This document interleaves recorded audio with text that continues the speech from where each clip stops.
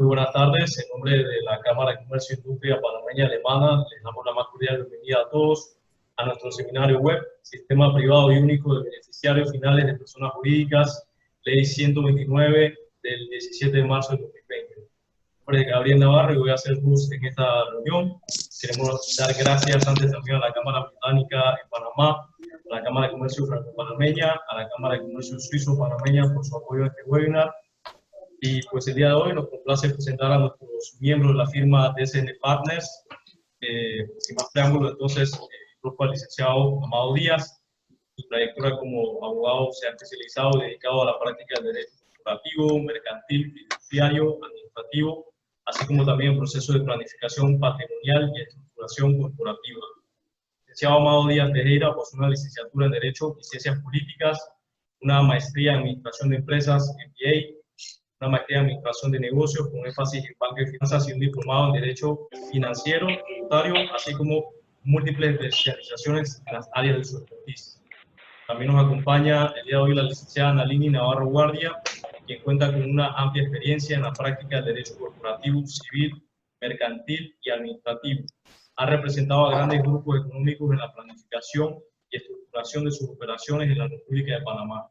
La licenciada Nalini Navarro Guardia posee una licenciatura en Derecho y Ciencias Políticas, una especialización en Derecho Bancario y Finanzas de la University of London, Reino Unido, donde obtuvo su título de maestría. Dentro de su preparación académica cuenta también con un diplomado en Derecho Tributario y Estudios de Alta Gerencia en el programa AD2 en el IPA de México. Es autora de la obra denominada La Organización Jurídica y Administrativa de las Fundaciones de Interés Privado al amparo de la legislación panameña. Licenciados, bienvenidos. Muchas gracias, Gabriel. Muchas gracias por la introducción. Buenas tardes a todos los participantes. Para nosotros en DSN Partners, para Andalini y para mí es de mucha complacencia y un honor estar aquí compartiendo un poco sobre este nuevo marco regulatorio que es parte de un sinnúmero de acciones que está llevando a cabo la República de Panamá para impulsar la transparencia fiscal. Agradecemos tanto a la Cámara Alemana como a la Cámara Británica, a la Cámara Suiza y la Cámara Francesa por darnos la oportunidad de dirigirnos a sus miembros.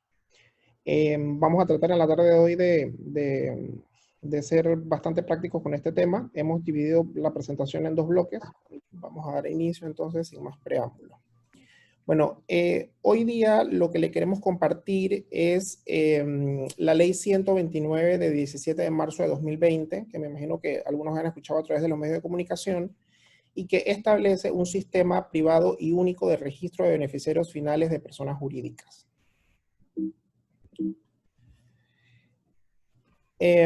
Para poder un poco entender cuál ha sido la evolución de por qué llegamos hasta aquí, sería bueno hacer un pequeño repaso legislativo sobre aquellas normas que han regulado el tema de principalmente de sociedades en la República de Panamá.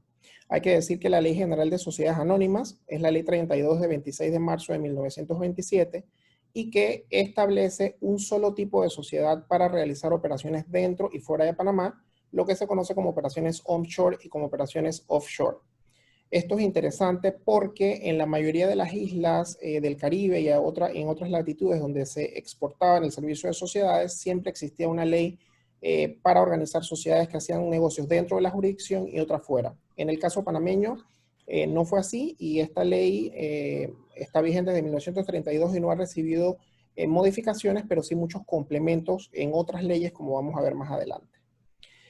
Hasta la emisión de la Ley 2 del 1 de febrero de 2011, los agentes residentes no tenían la obligación de conocer quién era el beneficiario final de las sociedades y de las fundaciones. Digamos que la Ley 2 es el primer hito en la historia en el tema de transparencia, en donde ya se establece la obligación por parte de los agentes residentes de conocer quiénes eran sus clientes o beneficiarios finales de las entidades que ellos hacían y para los que fungían como agente.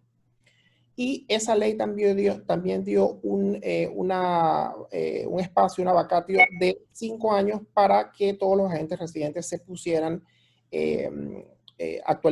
pudieran actualizar sus registros. Luego de ello, en este camino de transparencia, surge la Ley 47 del 6 de agosto de 2013, que estableció el régimen de custodia de acciones al portador. con lo cual las acciones del portador siguen existiendo, pero requieren para su validez de estar custodiadas por un agente de custodia registrado. Seguidamente vino en el 2015 la Ley 23 de 27 de abril, que adopta medidas para prevenir el blanqueo de capitales, el financiamiento del terrorismo y el financiamiento de la proliferación de armas de destrucción masiva, que es la ley que establece que ya no solo los sujetos financieros, sino sujetos no financieros y algunos profesionales que realizan actividades sujetas a supervisión, como en el caso de los abogados, tienen que adoptar medidas tendientes a conocer el cliente, a conocer los potenciales riesgos del cliente y obviamente colaborar con las autoridades en este trabajo. Posteriormente, mediante Ley 52 de 27 de octubre del 2016, se adopta una reforma para obligar a mantener registros contables a determinadas personas jurídicas, es decir, básicamente las personas jurídicas con operaciones offshore, ya que las personas jurídicas con operaciones dentro de Panamá ya estaban obligadas a llevar estos registros. Con lo cual, obviamente también se refuerza pues, el tema de la transparencia, porque en el evento de que haya alguna investigación donde esté involucrada una sociedad panameña, obviamente van a existir de sus negocios tanto los registros contables, o deben existir, como también los sustentos de dichos registros. Y finalmente, pues se aprueba en el año 2020 la Ley 129, que es la que veremos hoy, que crea el sistema privado y único de registro de beneficiarios finales de personas jurídicas. Como les había comentado antes, hasta el 2011 los abogados no eran responsables de conocer quién era el beneficiario. Del 2011 al 2020 son los abogados los que mantienen esa información de los beneficiarios, y a partir del 2020 con este registro lo que se hace es que esta información sea mantenida por el Estado para poder, digamos, atender las solicitudes de intercambio de información de manera más fluida. Ok, ya entrando un poco en la Ley 129, ¿qué es lo que establece la Ley 129? La Ley 129 establece un marco regulatorio que está destinado a facilitar el acceso sobre beneficiarios finales de personas jurídicas, entiéndase, sociedades, fundaciones, sociedades civiles de responsabilidad limitada, de cualquier tipo, recabado por las firmas de abogados que presten servicios de agentes residentes para colaborar con la autoridad competente en la prevención del delito de blanqueo de capitales y otros delitos. ¿Quiénes son entonces las autoridades competentes que pueden solicitar esta información? La Superintendencia de Sujetos No Financieros, la Unidad de Análisis Financiero de la Presidencia de la República, el Ministerio Público, el Ministerio de Economía y Finanzas, a través de su Dirección General de Ingresos, que es la entidad competente, y cualquier institución o dependencia del Gobierno Nacional que se le atribuyan competencias en materia de prevención del blanqueo de capitales. Es importante mencionar que este proyecto de ley fue vetado parcialmente por el Ejecutivo para ampliar la cantidad de instituciones que iban a poder tener acceso al sistema. Luego, entonces, es importante que podamos determinar quién es un beneficiario final al amparo de lo que establece la Ley 29. Y dice que es la persona o personas naturales que directa o indirectamente posee, controlan y o ejercen influencia significativa con la relación de cuenta, la relación contractual y o de negocios, o la persona natural en cuyo nombre o beneficio se realiza una transacción, lo cual incluye también a las personas naturales que ejercen el control final sobre una persona jurídica. Aquí es importante anotar siempre que cuando hablamos del tema de beneficiario final nos estamos refiriendo a una persona natural, independientemente de que tengamos, por ejemplo, sociedades que tengan como accionistas otras sociedades, fideicomisos o fundaciones. Siempre la determinación que se haga tiene que ser de la persona física, la persona natural o la persona de carne y hueso que está detrás de la estructura y que la controla y se beneficia de ella. La ley entonces establece también una serie de criterios para determinar cuando los abogados estén frente a una situación o cualquier sujeto obligado, quién es el beneficiario final. Y tenemos entonces los diversos criterios de clasificación. El criterio por participación accionaria. La ley establece que cualquier persona natural que controle el 25% o más de las acciones o derecho de voto de una persona jurídica debe considerarse como beneficiario final. Luego está el criterio por control, que en el caso de las sociedades civiles establece que es el socio o los socios que ostenten la administración. También está el caso de los fideicomisos que sean propietarios o controlen el 25% o más de las acciones de una sociedad. En ese caso, el beneficiario será el fideicomitente si el fideicomiso es revocable o si el fideicomitente mantiene para sí el control administrativo sobre la entidad. En segundo lugar, podrá ser el beneficiario si el fideicomiso es no discrecional para el pago de los beneficios. Y ahí tenemos que decir entonces que un fideicomiso discrecional es si el pago de los beneficios queda a discreción del fiduciario. Y en tercer lugar, podrá ser el fiduciario o la persona que ejerce control efectivo sobre la sociedad. Tenemos, por ejemplo, muchos casos en los que se establecen en los fideicomisos sobre acciones, que habrá, por ejemplo, un consejo asesor o existirá un protector o una figura externa que sea la que pueda instruir al fiduciario tomar una u otra decisión. Entonces se entenderá que esa persona o personas son los beneficiarios finales. Para aquellas personas jurídicas en liquidación que se encuentren en quiebra o en concurso de acreedores, la ley establece que será la persona natural designada como liquidador o curador. En el caso de que un beneficiario final haya fallecido, es decir, que cuando uno aplique los requisitos o los criterios para saber si es beneficiario final, estos criterios indiquen que es una persona que ha fallecido, entonces se tendrá como beneficiario final, mientras la masa de la herencia pues no sea repartida a la albacea del proceso.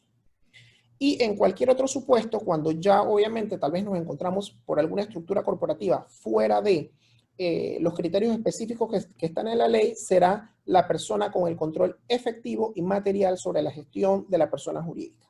Es decir, la persona que puede imponer sus decisiones sobre órganos de gobierno.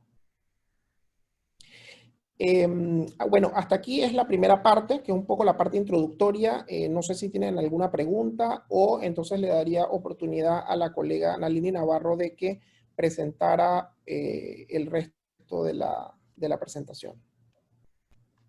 Sí, creo que hay algunas preguntas. Nos pregunta Ana Mercedes si en los fideicomisos discrecionales, ¿quién se considera el beneficiario final? Ok. Vamos a echar atrás para que lo podamos ver. Ok. El beneficiario del fideicomiso es el beneficiario final si el fideicomiso es no discrecional. En el caso de fideicomisos discrecionales lo será el fiduciario, porque obviamente él es el que puede determinar si se pagan beneficios o no, o pudiese ser también si el fideicomiso tuviera un consejo, un protector, que fuera quien determinara eso, pues la persona natural que efectivamente determina el tema del control del fideicomiso, de pagos de beneficios, etc.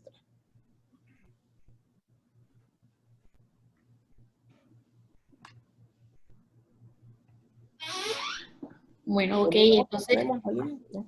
Si no hay más preguntas, continuamos entonces con la segunda parte.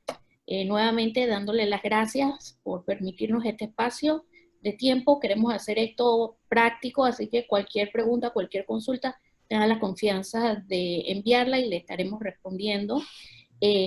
Voy a entrar un poco en lo que es las generalidades del sistema que se ha adoptado con esta ley 129. Es un sistema único, es una herramienta tecnológica que va a ser administrada y regulada por la Superintendencia de Sujetos No Financieros para facilitar la información de conocer quiénes son los beneficiarios sociales, los beneficiarios finales de las personas jurídicas organizadas aquí en Panamá.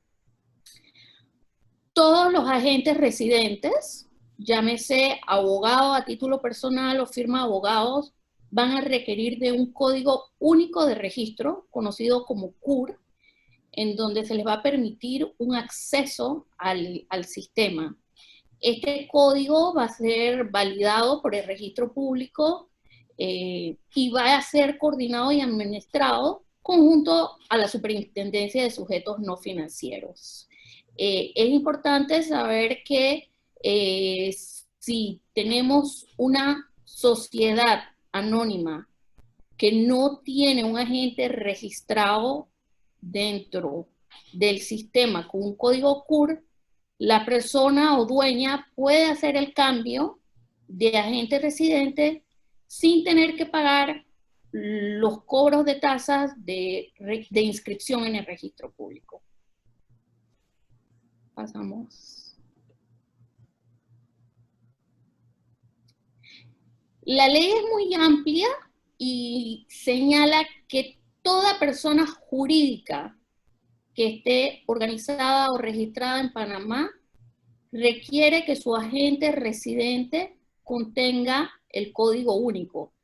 Entonces, para este caso podemos mencionar como ejemplo las sociedades anónimas, las fundaciones de interés privado, las sociedades civiles, también las sociedades extranjeras, porque es un requisito que las sociedades extranjeras tengan un agente registrado. Así que estas también tendrían que asegurarse de dar toda la información al agente residente. La obligación de dar la información recae sobre la persona jurídica, quien debe brindar toda la información al agente residente para que el agente residente reporte ante la Superintendencia de Sujetos No Financieros toda la información para identificar los beneficiarios finales. Considero que esta es una parte medular de la charla, en donde hablamos un poco de cuáles son las características de este sistema y qué es lo que se busca con este sistema. Es identificar quiénes son los beneficiarios finales y no hacer lo que en el Reino Unido o Estados Unidos conocemos como el piercing of corporate veil. O sea, no queremos rasgar ese velo corporativo que existe entre las personas naturales que constituyen una sociedad anónima para el ejercicio de algún tipo de negocio o para ser tenedora de alguna propiedad. Esta ley no se crea con ese fin y es algo que se protege. Esto lo podemos ver en el artículo 8 y el artículo 9 de la ley. En el artículo 8 se da la responsabilidad a la superintendencia de velar, salvaguardar, mantener privado y de forma gratuita toda la información que el agente residente reporte para identificar al beneficiario final. Y debe contar con los más altos estándares a nivel internacional en lo que viene siendo el manejo de protección de datos de carácter personal. Esto es para que nosotros estemos tranquilos en el sentido de que esta información es privada y de consumo único y exclusivo para las autoridades competentes, como bien lo señaló el licenciado Amado en la primera parte de la charla. Es interesante también saber que la Superintendencia de Sujetos No Financieros no va a ser garante de la información de los datos brindados por los agentes residentes. No va a ser garante de la veracidad. Nosotros como abogados tampoco podemos ser garantes de la información y la veracidad que nos den nuestros clientes, pero sí tenemos una responsabilidad de comprobar que hicimos la debida diligencia y tener una constancia de que se hizo todo lo necesario para saber quién es el beneficiario final de la sociedad o de la persona jurídica que sea. Necesitamos tener constancia a través de diferentes tipos de métodos que existen hoy en día, programas como lo son WorldCheck, entre otros, que permite que la agente residente pruebe que hizo una investigación, que solicitó la información al cliente para poder determinar quién es ese beneficiario final. Algo que también quiero dejar claro es que esta información no va a ser tomada para sacar provecho en procesos judiciales. La ley es clara al mencionar que cualquier solicitud mediante acción judicial de la naturaleza que fuere para obtener la información va a ser considerada improcedente legalmente.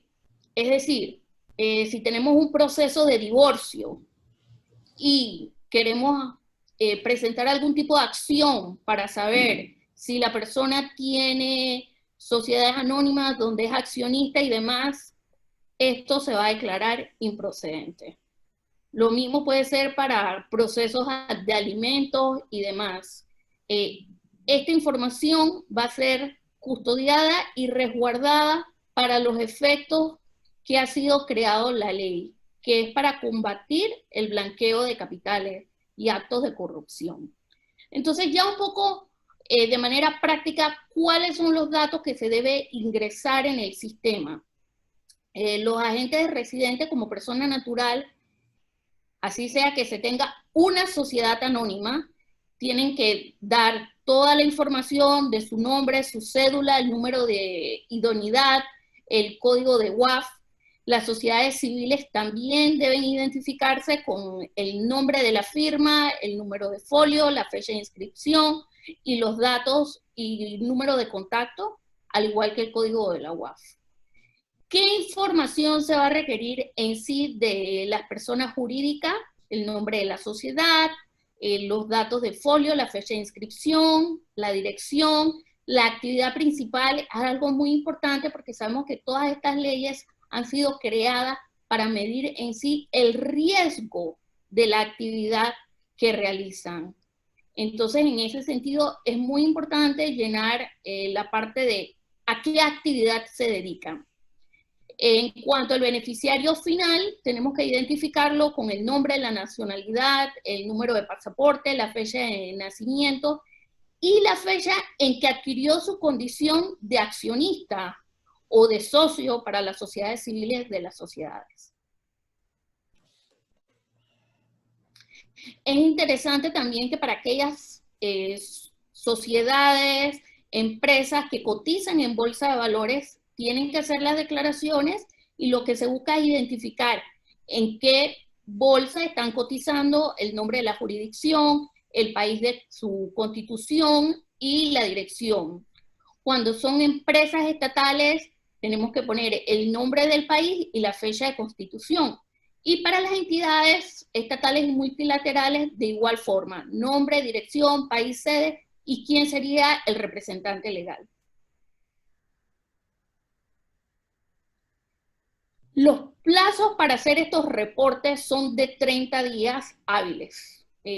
Nosotros debemos, como abogados, una vez que tengamos conocimiento de que se hizo un traspaso de acciones en el que una persona adquiere esa condición de beneficiario final, tenemos 30 días para informarlo o notificarlo al sistema único.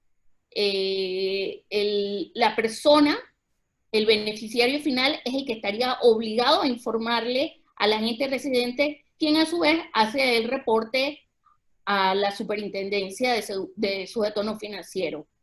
Necesitamos tener claro que una vez que se realiza este reporte, el sistema debe dar una constancia y esta constancia debe permanecer en los archivos del agente residente, con la finalidad de tener la prueba de que efectivamente se realizó el reporte de quién es el beneficiario final de esa persona jurídica.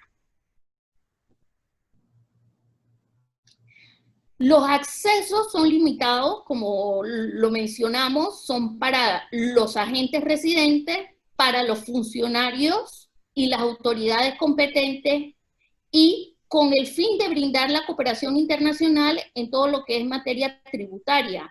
Recientemente Panamá firmó un tratado de intercambio de información tributaria a nivel internacional con 64 países.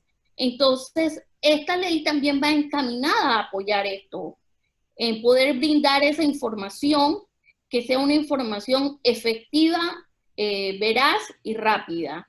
El tiempo para responder son 7 días y la vigencia con que se van a mantener esta información en el sistema único van a ser hasta 5 años después de la disolución de la sociedad.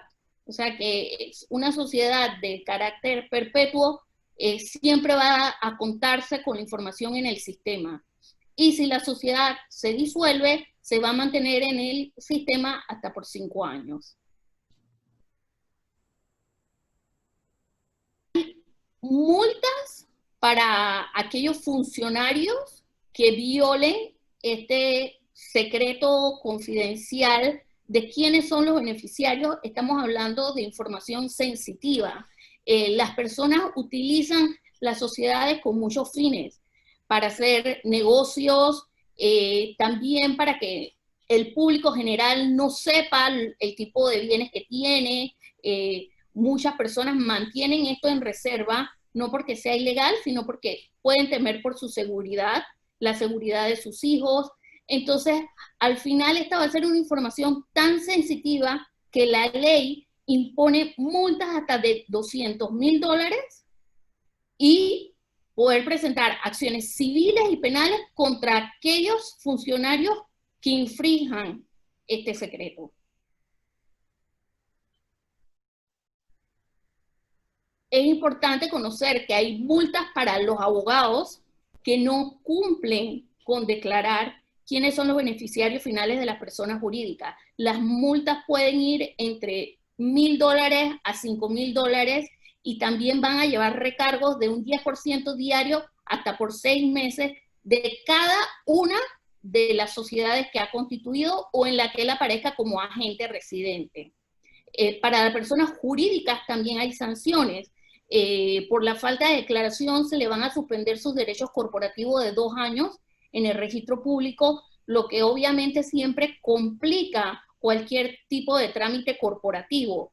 Y transcurridos los 2 años, la sociedad va a ser disuelta. Entonces con esto tenemos que tener mucho cuidado, porque si es una sociedad que tiene bienes, depósitos, no podemos permitir que se suspendan los derechos corporativos por no haber reportado quiénes son los beneficiarios finales, y no van a permitir que se emitan certificados de registro público, ni que se puedan inscribir cambios de ninguna naturaleza.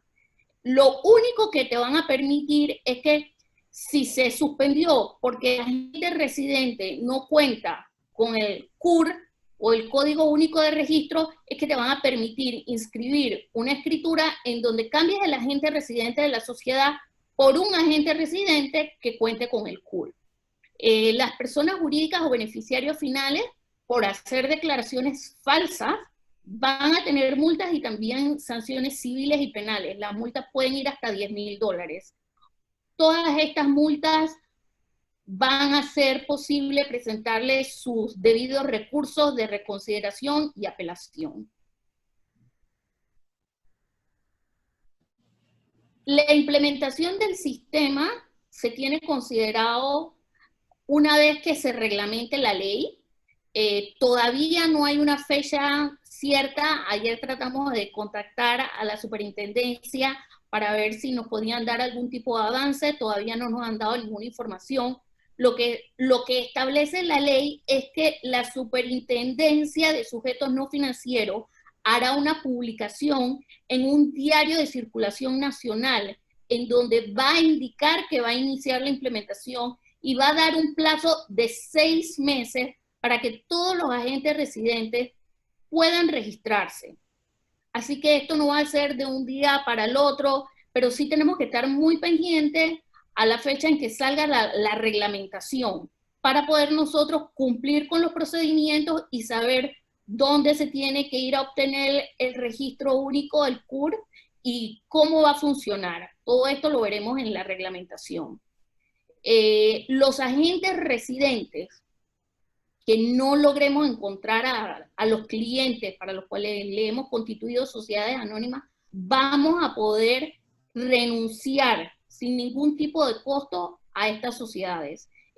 Podemos presentar las escrituras sin tener que pagar las tasas de inscripción del registro público. Esto se facilita mucho porque muchos abogados hacemos a veces sociedades anónimas para los amigos, para la familia, y a veces se nos pierden y entonces no contamos con esa información actualizada. En ese sentido, es importante que si en algún momento, como abogado, uno constituyó una sociedad, asegurarse de renunciar si no contamos con la información o si no hemos pensado hacer el registro en la Superintendencia de Sujetos No Financieros. Cabe destacar que hay firmas de litigio que no les interesa brindar un servicio de sociedades anónimas, y así lo mencionan inclusive en sus páginas web. Entonces, si no dan el servicio de agentes residentes, no están obligados a hacer este tipo de registro. Así que es importante señalar que si en algún momento de nuestra carrera hicimos una sociedad anónima y hemos permanecido como agentes residentes, debemos registrarnos para que la sociedad no pierda sus derechos corporativos.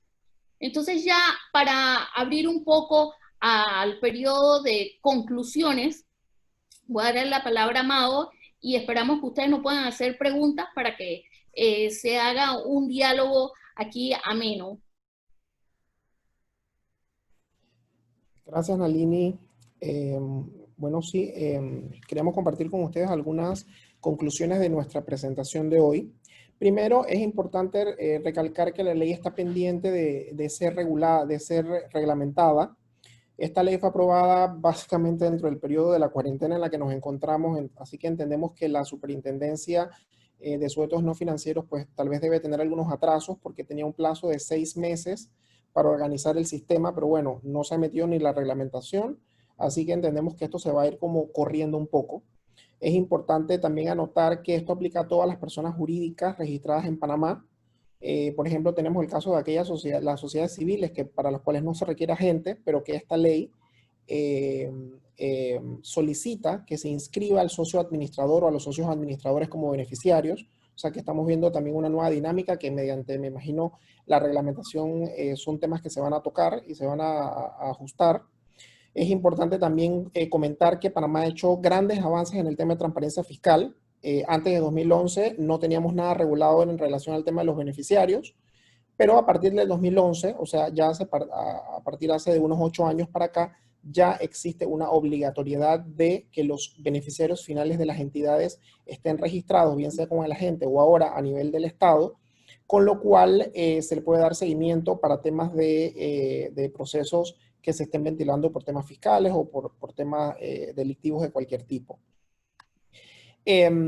Nosotros vemos algunos temitas que nos preocupan. Por ejemplo, en el caso de las sociedades civiles, se establece que hay que reportar al socio administrador, pero creemos que tal vez esto no es lo más indicado porque podrán haber algunas sociedades civiles en las que el socio administrador no sea quien efectivamente tenga la participación social mayor en la firma. Entonces, en ese caso, pues se estaría haciendo una declaración de un administrador, pero no en realidad de la persona que mantiene, digamos, por decirlo así, la mayoría de participación o de ganancias dentro de la sociedad.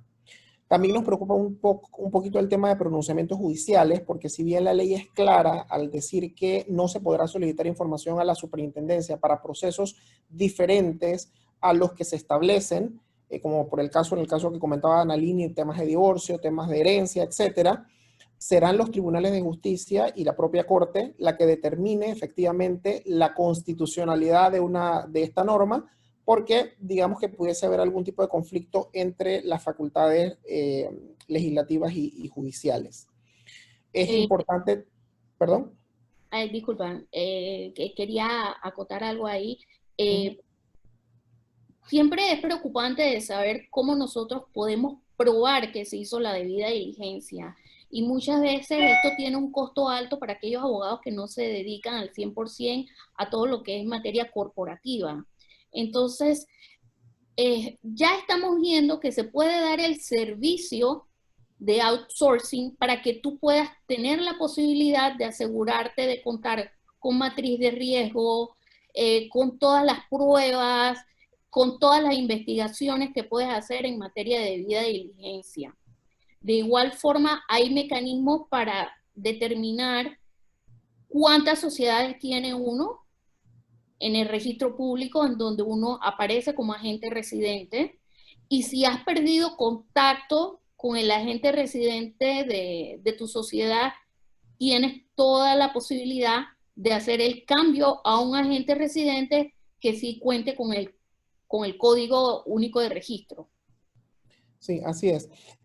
Otro de los temas casualmente que iba a comentar, Nalini, referido a eso, es que en las jurisdicciones que naturalmente han sido competencia para Panamá, sobre todo jurisdicciones del Caribe, en esos lugares, en esos países, la gente que hace sociedades no son los abogados, sino que son empresas fiduciarias. Son empresas a las que obviamente se les piden fianzas, se les pide tener una organización de cumplimiento, tener muchas herramientas para prevenir estos temas de blanqueo de capitales que tal vez los abogados independientemente no tienen. Y también resultaría un poco hasta injusto, por ejemplo, que yo sea la gente residente de una sociedad de mi hermano, pues porque me gradué de abogado, aunque yo me dedico a temas laborales, por ejemplo, y eso me impone a mí una gran responsabilidad que los abogados tienen que tener en cuenta. La responsabilidad de tener políticas, de tener manuales, de tener matriz de riesgo, de tener acceso a listas restrictivas internacionales como la de OFAC, a hacer una verificación anual de todas las debidas diligencias de los clientes al menos. Es decir, una serie de responsabilidades y también obviamente de erogaciones que tal vez ya no va a resultar ser rentable para abogados individuales, con lo cual consideramos que también se está abocando un poco a que sean los abogados que cuenten con esas estructuras los que puedan hacer el negocio como se hace en el Caribe, ¿no? Entonces, creo que el tema de las sociedades es importante brindar el servicio siempre y cuando uno tenga las herramientas para que esto no se vaya a convertir entonces en una carga pesada o que vayamos a ser multados por no cumplir, ¿no?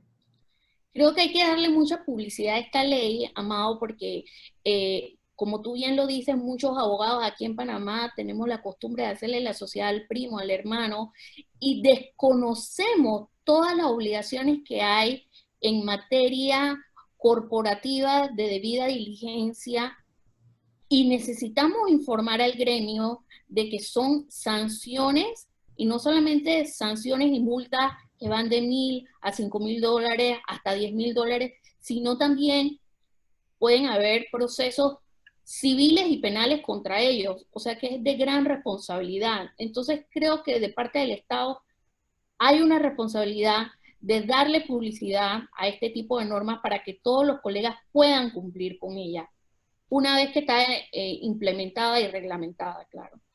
Sí. Recientemente, para finalizar esta etapa de las conclusiones, se aprobó también la ley que tipificó como delito la defraudación fiscal. Esa ley establece penas de 2 a 4 años para las personas que cometen la defraudación y también obviamente para las personas que pueden resultar cómplices, ¿no? Y con eso estamos ya nosotros en materia de transparencia fiscal, creo que cumpliendo la recomendación 41 o 41 de las 42 recomendaciones que se le dieron a Panamá para salir de las listas, estas restrictivas, listas negras, listas grises, con lo cual es verdad que el país ha hecho un esfuerzo extraordinario, pero queda mucho más extraordinario el trabajo por hacer para que dentro de Panamá se apliquen, ¿no? Y obviamente nosotros abogados hay que estar siempre enterándonos y siempre estudiando estos temas porque hay muchas regulaciones, la ley 23, la ley 2 de 2011, esta ley 129 que nos dan muchas responsabilidades. Ya el tema de hacer sociedades es un tema más complejo que lo que era antes, ¿no? No sé si habrán algunas preguntas por allí, Gabriel, que nos comparta. Muchas gracias, licenciado, sí, por la presentación. Licenciada Navarro, puede seguir si desea con las preguntas, sí. Sí, podemos ir a las preguntas. Dice, de acuerdo al Código Civil, no es requisito de procedibilidad que una sociedad civil tenga un agente, se va a comenzar a exigir. Eso es en la parte de identificar el beneficiario final. Amado, si quieres ampliar en ese sentido. Sí, no, mira, eso es justo lo que había comentado hace un ratito, que eso es totalmente cierto, nosotros lo hemos visto.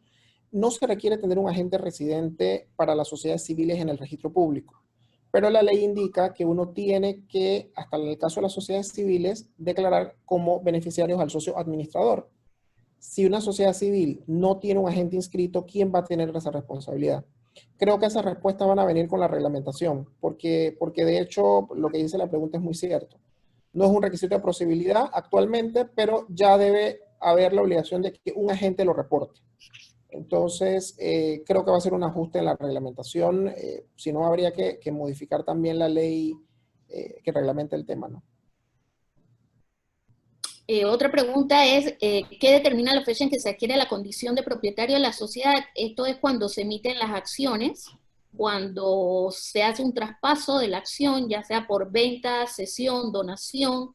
En ese momento ya adquieres la condición de beneficiario final. Igualmente, por ejemplo, cuando se emite el reglamento fundacional, o por ejemplo, cuando las acciones se entregan a un fideicomiso, es el momento, es el acto jurídico, cuando se perfecciona el acto jurídico en que la persona adquiere la condición conforme a los criterios de la ley, ahí entonces hay que hacer la actualización.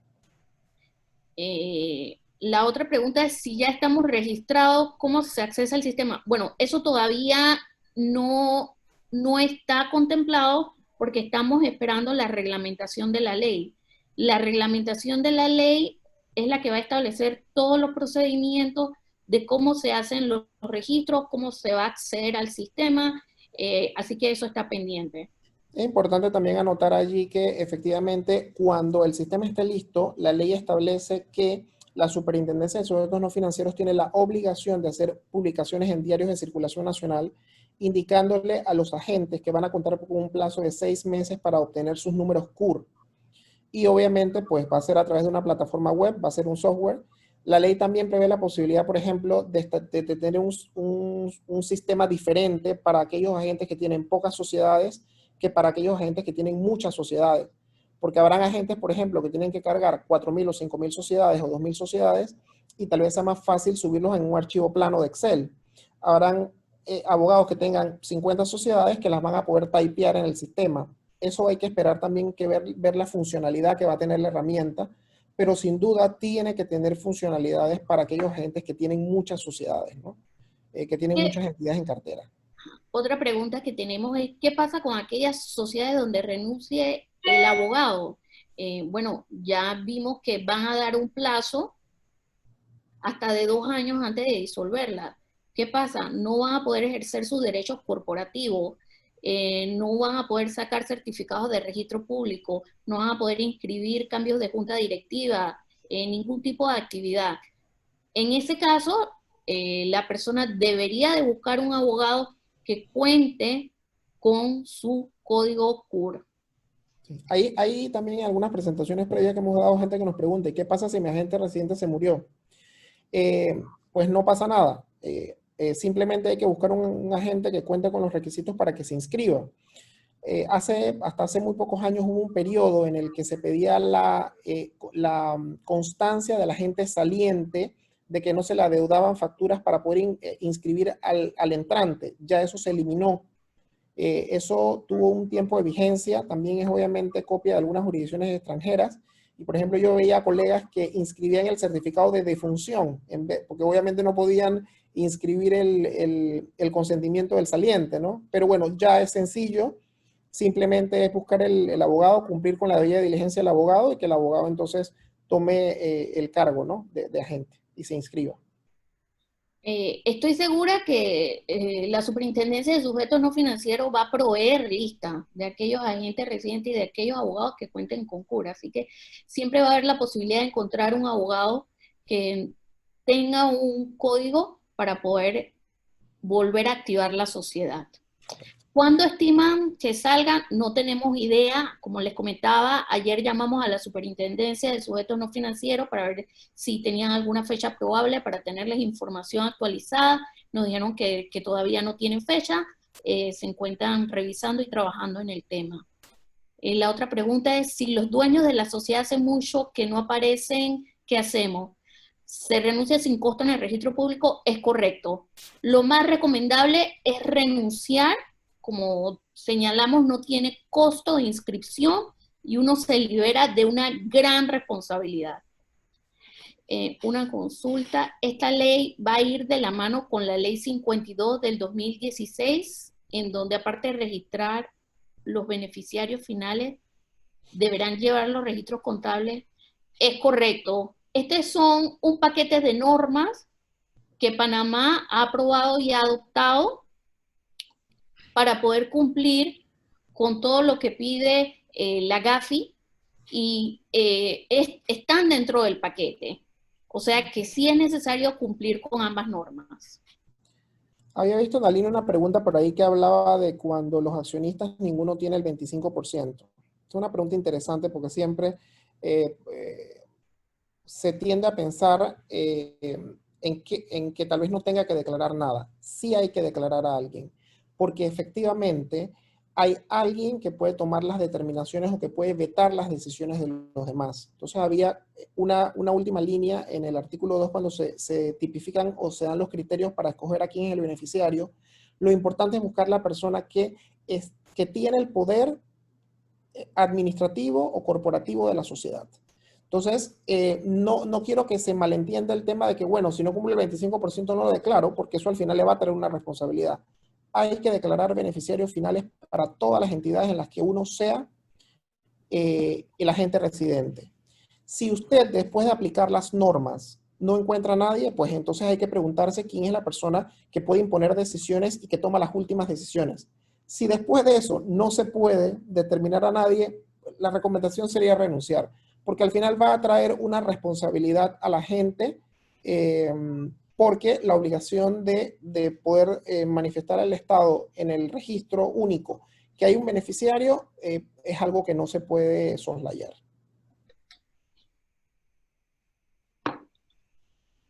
Tenemos otra pregunta, dice, ¿las personas jurídicas dicen algo sobre las fundaciones sin fines de lucro que no emiten acciones? La ley aplica para todas las personas jurídicas. Es decir, la fundación sin fines de lucro es una persona jurídica, tenemos que determinar la persona natural que toma las decisiones, que puede disponer, que tiene la potestad de decidir por aquella persona jurídica. Esa sería, por cierta forma de mencionarlo, el beneficiario final. Es la persona que tiene la facultad de tomar decisiones. O sea, llegamos a ese punto en donde hay personas jurídicas que no emiten acciones o que tienen un reglamento. Tenemos que ir a buscar a aquella persona que puede tomar las decisiones en nombre de la persona jurídica. Esa persona es la que vamos a reportar como beneficiario final. Esto también puede estar sujeto a cambio, porque de eso se trata la reglamentación, de poder abarcar aquellas dudas que nos deja la ley. Así que también tendríamos que esperar que salga la reglamentación para ver qué dice al respecto. Sí, y es interesante también el pronunciamiento que van a tener los tribunales de justicia. Yo no dudo que van a haber acciones, porque bueno, el ejemplo que les comenté, declaro al socio administrador de la sociedad civil, pero no significa que sea el que tenga la mayor participación en la sociedad. También la ley ha querido, yo diría que cubrir todos los aspectos, y muchas veces por cubrir todos los aspectos a veces se aleja un poquito de en realidad el propósito del beneficiario, porque por ejemplo dice, ok, en una empresa multilateral, en una entidad multilateral, declara como beneficiario al representante legal, que puede ser el gerente, por ejemplo, de país, o puede ser un director. En verdad, esa persona no cumple con el criterio de ser beneficiario de esa entidad, pero la ley quiere que se declare a alguien. Entonces, claro que hay mucho tema que discutir, ¿no? Sobre todo entre abogados, ¿no? Y creo que los tribunales van a tener que pronunciarse y también la superintendencia tal vez a través de sus memorándum poder hacer aclaraciones, ¿no? Yo pienso que tenemos que esperar muchas respuestas de la reglamentación.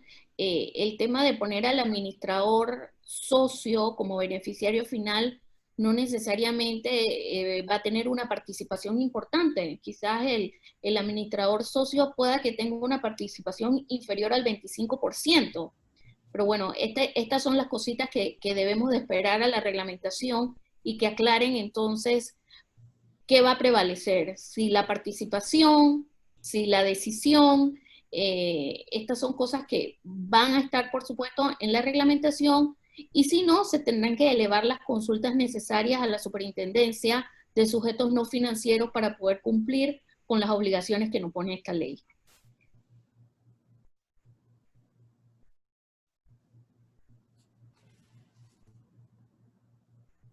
Bueno, no sé si hay más preguntas. Si no hay más preguntas, reiteramos el agradecimiento a todos por participar en este webinar. Quedamos a la orden, tanto el licenciado Amado Díaz Tejera y mi persona. para que nos contacten a través de nuestros correos electrónicos y los números de teléfono para cualquier consulta, duda o ayuda que requieran en esta materia. Sí, vamos a también, Nalini, comentarles a los asistentes que vamos a estar mandando un correíto electrónico de seguimiento para preguntar que quien quiera pues recibir la presentación se la podemos compartir también. Y por supuesto, bueno, siempre estamos aquí a la orden para colaborar en estos eventos que nos parecen muy importantes, ¿no? Y agradecido con las cámaras que nos dan este espacio entre sus miembros.